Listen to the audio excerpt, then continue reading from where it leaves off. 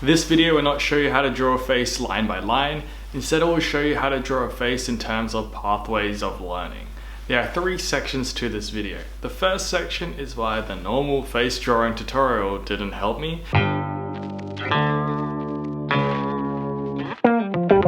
I'm going to show you the normal face drawing tutorial, then explain why it didn't help me. So first we start with a circle. When I first started art, I did a bunch of these line by line tutorials and they never really helped. The part where you draw the circle, the jawline, split the face into thirds, I always got that correct. But the part after that, where you start drawing the eyes, nose and mouth, I never 100% grasped it. When I got up to that part, it always felt like I was kind of winging it a little bit. I can do this method now, and my final result is it's fine. But the only reason I can do this method now and not before is because I've gained new knowledge. And that new knowledge is the learning about the zygomatic arch or how the mandible works and how to indicate that properly.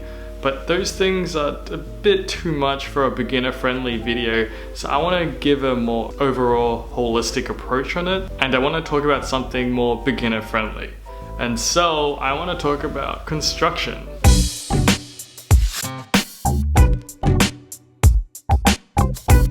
What really made faces click for me was learning construction, which is essentially trying to understand the face rather than memorizing each individual line. Sorry, what exactly is line by line versus construction again? For example, if we're drawing a smiley face, instead of thinking a circle, 2 dots for the eyes, 1 line for the mouth, we can think with a little bit more information. So the circle is a sphere, the eyes are cylinders, the mouth conforms to the sphere. On the left, it's copying the marks made by someone in 2D.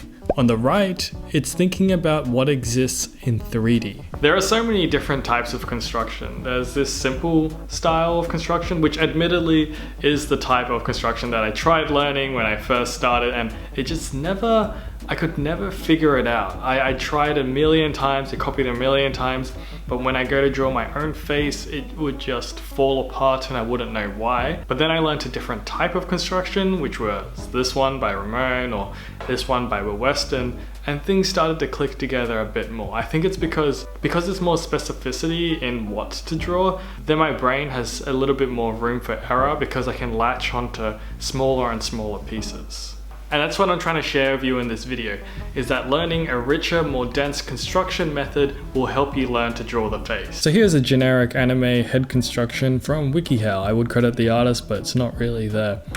So anyway, if we go back a step, before they start drawing the features or the eyes, the nose, the mouth, and the eyebrows, and we just have this. Here we're going to compare less construction to more construction.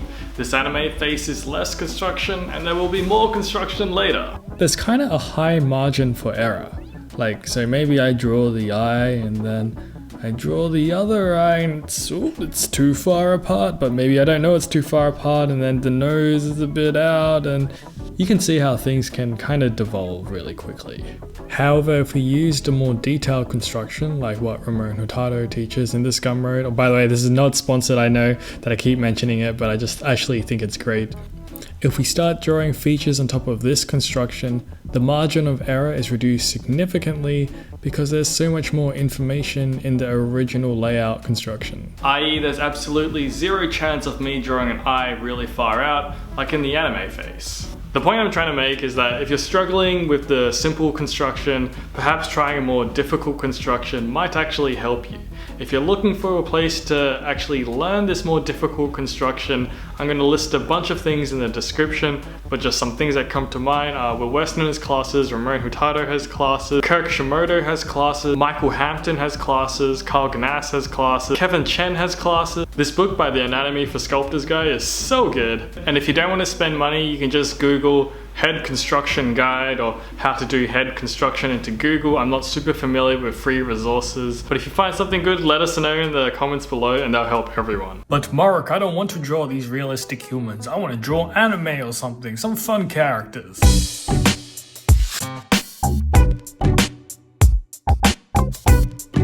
The point of this section is to really hammer in how important it is to learn construction, even if you want to draw simple faces. When I was younger, what really held me back was thinking that because I wanted to draw anime or cartoons and not realistic faces, why would I bother learning the realistic way to draw?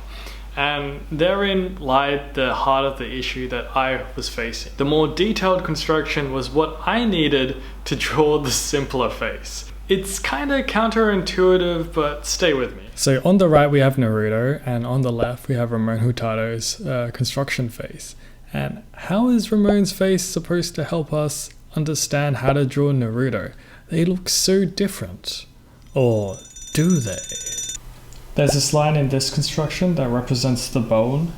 You can kind of feel it in Naruto over here.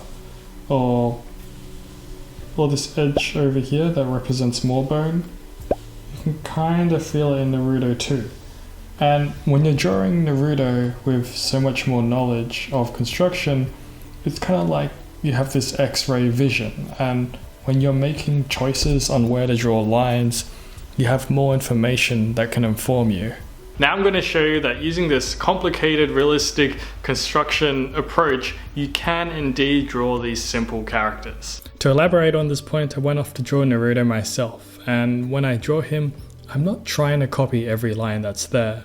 Instead of mimicking line to line, I'm reconstructing his face, thinking about the angle of his head in both my brain and on paper. I think of the construction methods I've learned and use that to build the head from scratch. It's not that I don't make mistakes, I make them all the time.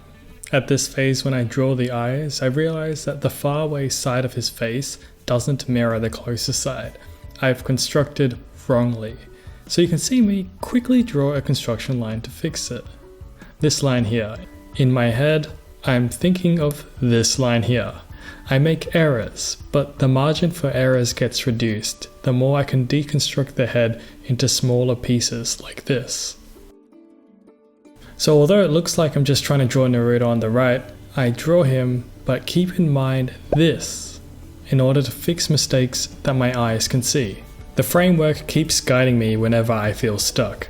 It's like the idea of discipline is freedom, except in this case, for me, I believe construction is freedom. And now if we skip to the end, I have my own version of Naruto, and in my head, I constructed it. In summary, I'm super recommending learning a detailed construction approach, because if I only had the power of the simple construction, when I got up to that eye part, I wouldn't be able to solve it. However, with the powers of the new construction, then there's more data points on the face that I can map in my head, and from that there's less margin of error. So wait, let me get that straight. You learn how to do construction and then you can magically just draw a face? Does that actually work? This totally works. At least in my experience, I have to say yes, because here, now, I could casually draw a page of faces. Well, that's half a lie. I didn't casually draw a page. Here I wanted to study faces by first drawing one from someone I liked, then using that knowledge for the other future drawings. This drawing here, this was copied from Ahmed Adori. And I learned from that drawing that I like the top headpiece, eyes far apart, maybe like this weird circle shape at the bottom of the neck, so I stole it, which furthermore... Remember this face I drew? Anything familiar? There's other parts of this face I stole from someone else. Another example is this cast shadow. I stole this cast shadow from Eric Gist's figure drawings.